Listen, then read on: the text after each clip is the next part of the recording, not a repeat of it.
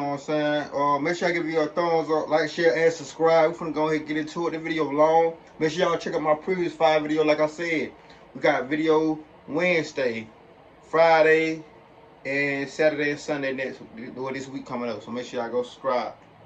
Let's go ahead and get into it, man.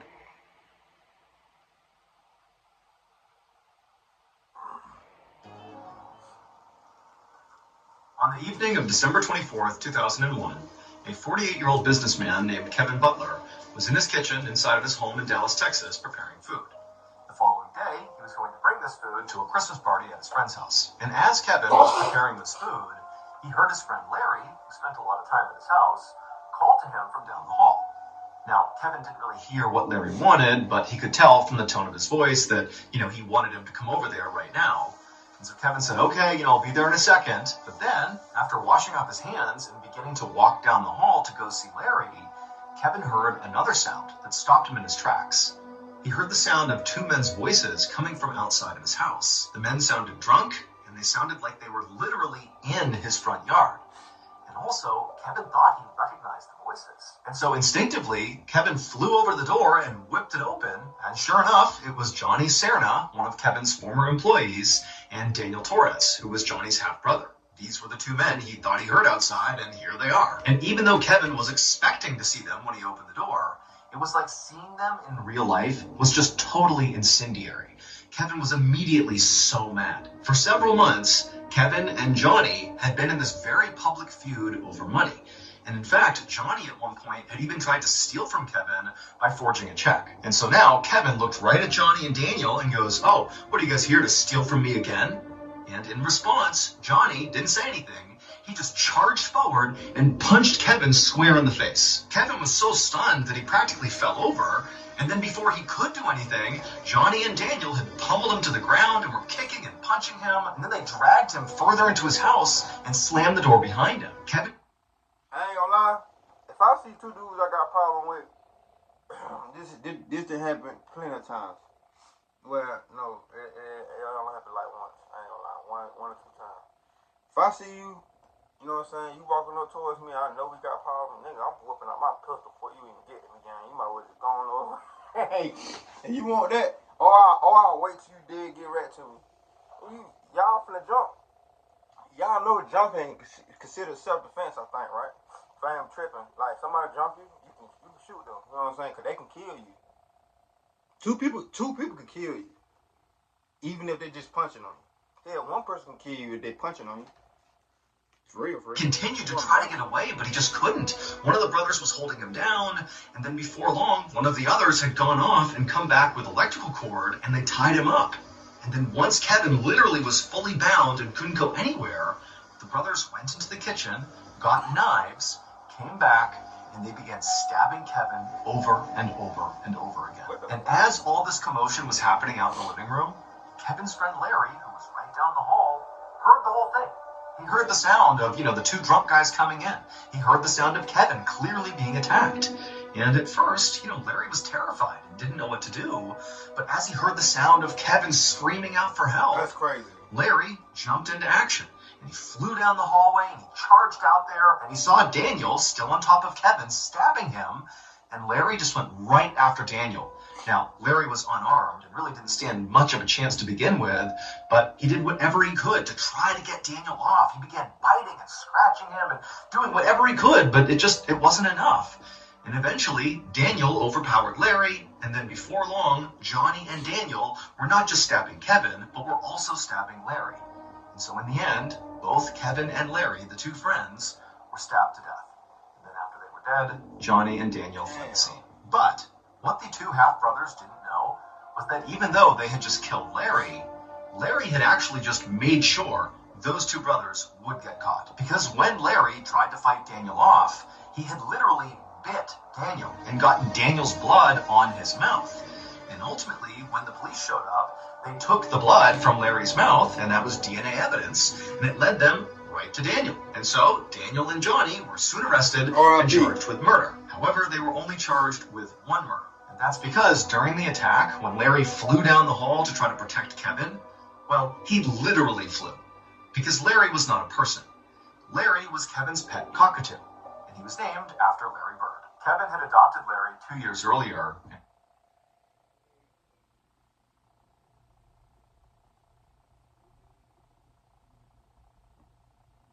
And the two had become like best friends. And so when Larry heard his best friend Kevin being attacked, he flew in to try to help. And he wound up clawing and pecking at Daniel's head, ultimately getting Daniel's blood on his beak, which led to their arrest. Daniel Torres and Johnny Serna were both ultimately convicted of murder and sentenced to life in prison. And they got bit by a bird. Imagine. What if I told you there were traffic? How you got? Why? Imagine telling somebody why you with him. Man, I got caught because a bird bit me after I killed the nigga, man.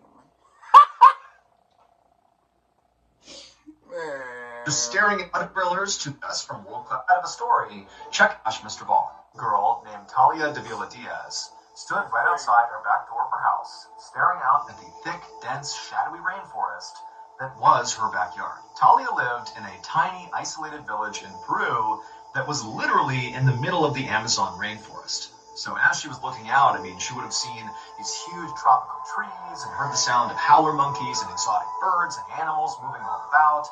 And the air would have been really thick and humid. But she wasn't thinking about any of that. Instead, she was focused on this grapefruit tree that was only a few yards away from her house.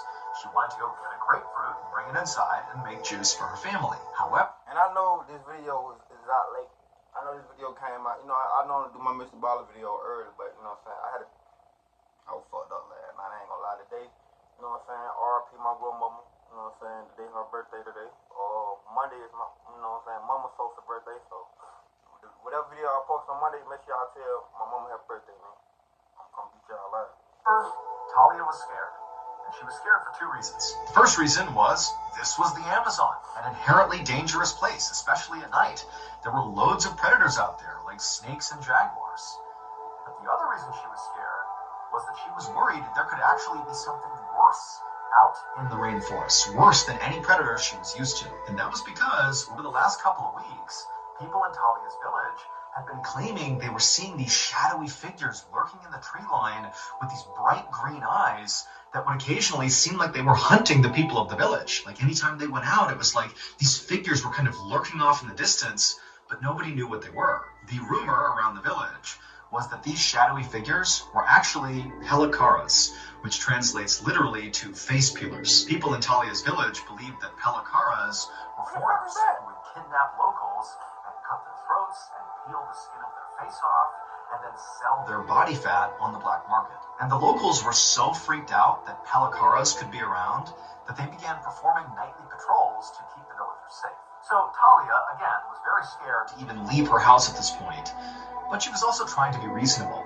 She'd gone out and gotten a grapefruit many times in the past. This was not some new behavior, so she's looking out and she sees the grapefruit tree and she knows there's a nightly patrol out right now and I only have to go a few yards and get the fruit and get right back in the house. Like, how big of a deal could this possibly be? So after taking one more look around and not seeing anybody or hearing anything that was out of place, she took a breath and then rushed out to the tree. She grabbed the grapefruit and as she was turning around, she froze because her worst nightmare had just been realized. Now, standing between her and her back door were these two hulking dark figures. And one of them was like so tall, it was practically the size of a tree. And they both had these piercing, glowing green eyes. And they were looking right at Talia. And Talia was... That sounds like an alien to me. Fuck all that. So instantaneously petrified that all she could do was just stand there and stare back into their green eyes. And as she did, she began to notice that their faces were grotesquely elongated, almost like they had masks on. And then before Talia could do anything, they want to really see me tall one began sort of gliding towards her. Not stepping towards her, but literally almost hovering off the ground towards Talia, and then suddenly Talia was being grabbed and thrown to the ground. And the instant Talia hit the ground, these two figures descended on her and pinned her there. And then one of them reached down and pressed their hand over her mouth and her nose, and she couldn't breathe. And then she sees the other one is holding what looked like a box cutter or a knife, and they put it right up to her neck. And suddenly it's like Talia understands these are pelikaras. They're going to slit her throat. They're going to kill her. And so she has this sudden burst of energy and she manages to push them off of her. And when she did, their hand came off her mouth and she screamed out for help. and she heard somewhere in the village voices yelling back to her, and then she heard footsteps, and she knew it was the night patrol coming to save her. And so at this point, the figures released Talia, and she scrambled to her feet and immediately ran towards her house right as the night patrol came bounding into her yard, and one of the men had a gun. He raised it and began shooting in the direction of the figures. And Talia, she's totally panicked, and she turns around and she looks at her attackers. And she's expecting them to, be fleeing into the rainforest. But instead, these dark figures, they were like levitating in the sky, and they were looking down at Talia and the night patrol with their glowing green eyes as they literally began to levitate into the sky. And the whole time, the night patrol is firing repeatedly at these things, and they just drifted off into the night and disappeared. Talia ultimately would not suffer any physical injuries from this encounter, but mentally, she was a wreck. And frankly, so was the rest of the people in her village, especially those who were on the night patrol and with Talia witnessed these figures with green eyes flying away into the sky. I mean, the fear in this village following this encounter was through the roof. And in fact, ultimately, the Peruvian government would get involved after this encounter, and they would investigate to try to figure out, what happened to Talia. And they would ultimately conclude that there was an illegal mining operation happening somewhere in the rainforest, and some of these miners, in an effort to scare people away from coming anywhere near their operation, they got their hands on jetpacks, wore armor and masks, and then went into villages like Talia's and basically pretended to be aliens and then did, fly off on their jetpacks. That is the official story as of right now. However, people like Talia and the other people in her village and many other people who live in the Amazon rainforest who have come in contact with these figures with green eyes, they say those are no miners. Those are either palacaras or they are creatures from another world.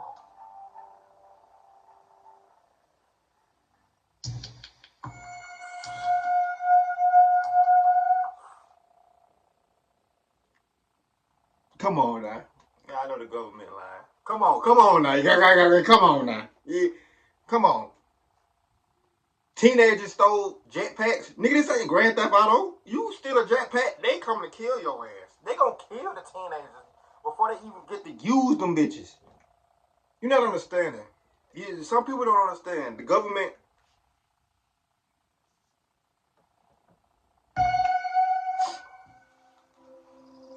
On the afternoon of May 21st, 1974, a 39-year-old man named Pilar Gomez walked through a forest in Argentina. In his hand was a machete and an axe. And as he walked, he used the machete to clear brush, and then eventually he reached this huge tree, and he put the machete down, took his axe, and got ready to chop it down. However, before Pilar took his first swing, he looked up and he noticed pretty high up on this tree were these very deep claw marks right into the bark of the tree. Now, at first he thought, oh, that's got to be, a bear's claw marks. But the more he looked at it, the more he realized that would have been an enormous bear to leave marks like those. I mean, these are deep and wide claw marks. Now, Pilar was a professional lumberjack, and he actually lived in this section of forest. He owned this plot of the forest. His cabin was only a few yards away, and he was used to coming in contact with the wildlife, like bears. Now, his friends and family thought he was crazy for living out here. I mean, his neighbors were miles away. He didn't have a phone or a car. He lived totally alone. And so, in virtue of living in this isolated forest, Pilar routinely came across animals that lived out here, like bears. And it didn't really frighten him. He sort of understood that's part of living out here. But he knew his friends and family thought he was totally crazy for living out here. And not just because it was so isolated, not just because he didn't have a car or a phone and was totally alone basically 24/7, but because, according to local legend, this particular forest was effectively haunted. There were these apparent unnatural huge creatures that roamed this forest and would prey on people like Pilar. But Pilar didn't believe in any of that nonsense. He knew that, as he looked at these claw marks, this has to be a bear. This is not some huge, unnatural creature that's completely made up. And so Pilar just went ahead and began cutting this tree down. And right as this tree smashed into the ground, making a thundering boom, at the exact same moment, basically right behind Pilar, he heard this horrible growling noise, like a huge animal. I would have just known I was cooked. Hey, when you doing shit like this and you know bears and shit out there and shit like that, bro, have somebody behind you. You know what I'm saying? Have somebody with you. Was basically coming up right behind him, and so Pilar, he whipped around and looked, but there was nothing there. It was just a wide open forest. Everywhere he looked, it was just trees, nothing else. And so Pilar began to think to himself, did I even hear that? I mean, could I really have just been hearing the sound of the tree hitting the ground that somehow also sounded like a growl behind me? Like, am I, psyching myself out here? Am I creating stories in my head because I'm thinking about those claw marks? And he's like, you know what? It's all going to be in my head. I didn't hear anything. I'm all alone out here. I'm safe. I'm good. And so Pilar just got back to work processing this tree. For the next couple of hours, he didn't see or hear anything strange. He just continued to chop this tree into smaller pieces, and then he would carry those pieces right over to his cabin, which again was not far away, and he stacked up this huge pile of lumber right beside the side of his cabin. And then finally, when the tree was all processed and Pilar was back in his cabin, he realized he was pretty hungry. At this point, it was getting dark outside, and it was time for dinner. Typically, Pilar would eat his dinner outside. He enjoyed listening to the crickets and just feeling the warm night air, and tonight was no exception. So he grabbed some stew from the night before, he went outside, and outside he had this table that was right next to his cabin, and then just beyond the table, farther away from the cabin, was this wood stove. And so he got the wood stove going, and then he put his stew on the stove to warm up, and then he sat down at the table, and he just sat there, enjoying the night, waiting for his food to be done. And as Pilar just sat there relaxing, he suddenly realized that he couldn't hear any crickets. They had gone completely silent. And then as he looked around at the dark forest, he realized the forest was actually silent. I mean, there was no noise whatsoever. The only noise was his stove. And Pilar knew that the only time the forest got this way was if there was some big predator around. And so right away, Pilar thought back to the claw marks in the tree and, that growling sound that he wasn't sure if he heard or not. And he's thinking, maybe the bear is back. And so Pilar scanned the tree line, trying to see movement, but there was nothing. It was just deadly silent and just a dark forest in all directions.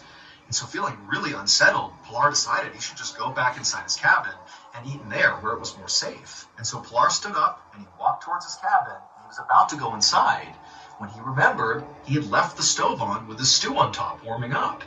And so he turned back around and he looked out at the dark forest and it's still totally silent. He can't see any movement. And as quick as he could, he walked past the table, out to the stove, he shut the vents in the stove, and he was about to grab the stew to go back inside with it, when something really powerful struck him in the back, knocking the wind out of him, and then before he could react, he looked down, and he saw this massive furry arm with sharp claws reaching around him, pulling at his midsection. It was the bear. And so immediately, Pilar began thrashing, trying to get away, and he managed to kind of stumble forward, and his machete was on the ground near the stove, and he fumbles down, he grabs the machete, and he wheels around to strike this bear to get rid of it. But the second he saw the bear, he realized it wasn't a bear, and instinctively he knew he just had to run. And so he turned and began sprinting towards that lumber pile he had cut up before right next to his cabin. And as he was scrambling up this pile, he could hear the sound of this thing running towards him. And then he felt another explosion on the side of his head. And even though he now has been wounded, probably gravely, it was like all adrenaline. And he kept going up the lumber pile, and he clambered onto the roof of his cabin. Then he turned around, getting ready to fight as best as he could, whatever this thing was. But when he looked out, this thing was just gone. The forest was deadly silent again, and there was nothing out there. And so as he's sitting there kind of looking around, waiting for this thing to pop back up again, he reached up and he felt the side of his head, and his ear was missing. This thing had ripped his ear off when it hit him in the side of the head. Pilar would remain on the roof of his cabin all night, just constantly scanning, looking for this bear creature to return. But it didn't. The forest just remained totally silent, nothing happened all night. And then finally in the morning when the sun began to come up, the forest kind of went back to normal. And at that point, Pilar, he's kind of delirious from blood loss. I ain't gonna lie to you, if that wasn't no bear. Again, if a bear wanted to get to you, he would have found a way to get to them up to that roof, that cabin roof, man. That wasn't no bear. I'm trying to tell you. And the impact to his head, and he knew he just had to get out of here and go get help. And so he climbed off the roof, and then he ran about a mile to the nearest building, which was this woodworking shop. And when he got there, there were a couple of people there, and when they saw the state Pilar was in, they didn't need to be told that he needed to go to the hospital. They just instinctively put him in the car and drove him there. After Pilar was stabilized and his wound was treated and he was sort of in recovery at the hospital, the police showed up to interview him to see what happened. And Pilar would tell them the story about how, the day before he had seen those claw marks in the tree, and then he had heard that loud growling sound behind him, or so he thought. And then that night, this bear had attacked him at his cabin, and he said at some point he'd broken away and grabbed the machete, and he turned to defend himself, and he got a good look at this bear. And it was at least 6 feet tall, it was covered in black hair, had sharp claws. It was every bit a bear, except its face. It wasn't a bear's face. It was a human face. Now, to this point, as Pilar was telling his story, one of the police officers was taking notes. Everything Pilar said, he was writing it down. But when Pilar began talking about the bear with the human face, the officer just stopped taking notes. And the officer said, that can't be true. There aren't any bears with human faces. But Pilar, he's like a rugged lumberjack who lives in the forest by himself. So he knows.